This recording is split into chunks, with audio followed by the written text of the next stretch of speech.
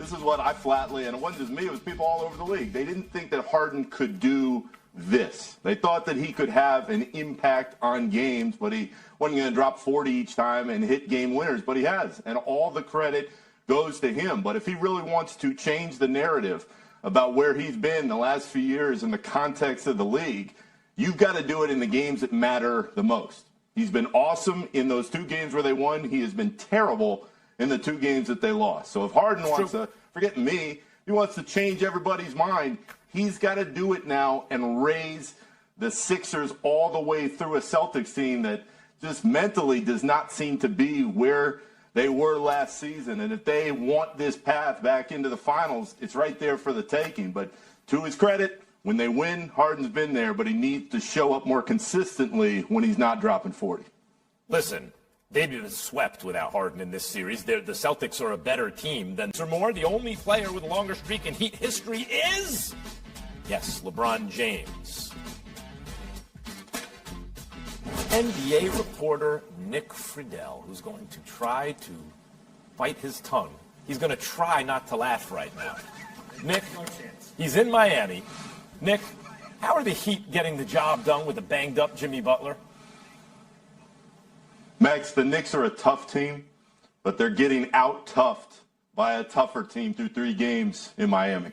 The Heat are just more physical. I walked out of shoot-around, talked to Jalen Brunson a couple hours ago, and the message was the same. We've got to be tougher. We've got to be more physical from the jump. We have to set the tone. They really haven't been able to do that. Why?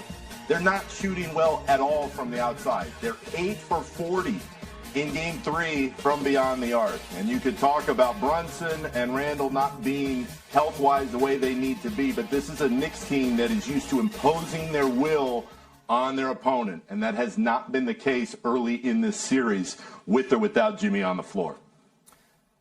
And how much does this have to do with coaching, by the way? You know, you look at Thibodeau, he's been a good coach. Spoelstra, and I know he's had the horses, but has been a great one, right? Like, he seems, I can't remember a time where after a season you go, no, I think Coach Spoelstra got out coached there. So before I let you go, Nick, I wanted to know if you had any thoughts on James Harden's second 40-point performance in these playoffs. Not his first, his second, replete with a game-tying.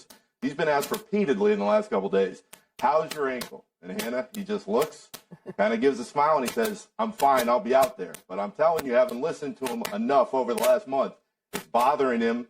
He's not moving the same way. And at the end of Game 3, he tweaked it again. That is what everybody should be focusing on going into Game 4, because if he cannot be that engine of this offense and they can't get Randall going, the Knicks are in big, big trouble the rest of this series. Has to be the leader the way he has been throughout this season. Such a huge impact player. Today they're focusing on Devin Booker's play. I don't know why you were so against that today. We didn't have to spend all the time on. That's right.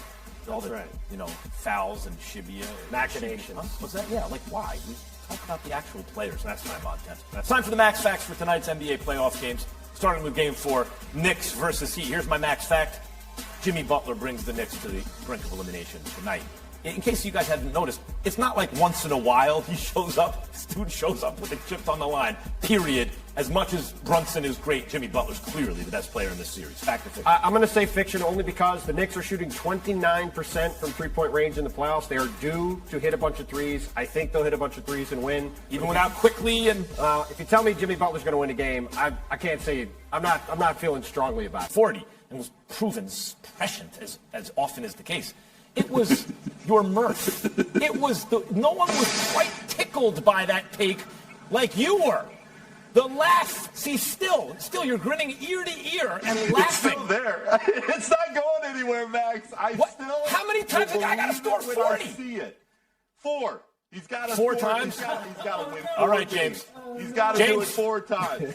Fair enough. You want to shut this guy up? 2 more times, James. 2 more. To Cassidy Hubbard. All right, critical Game 4 for the Knicks tonight in Miami. New York down 2-1. Jimmy Butler averaging 26.5 games in the 2 that he has played in this series.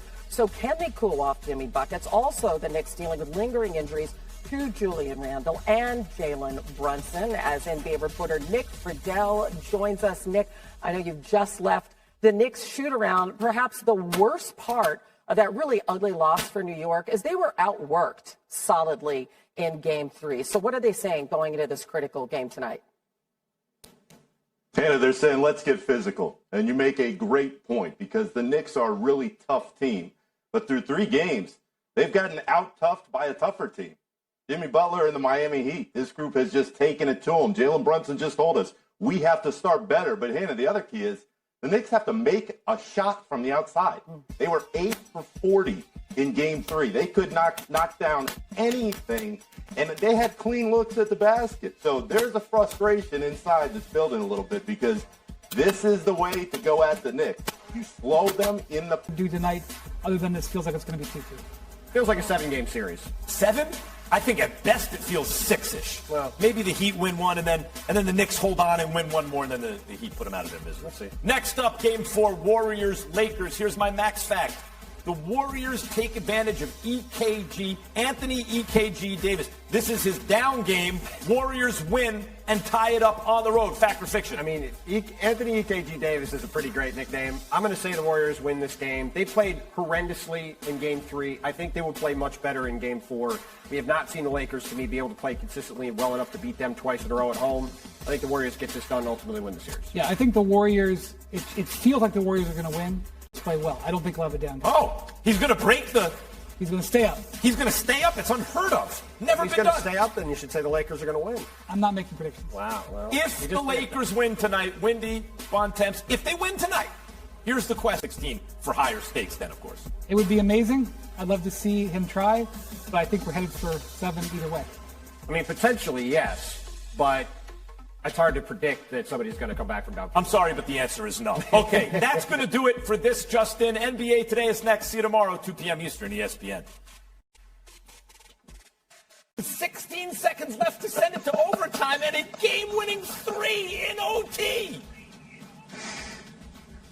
Max, I'm one step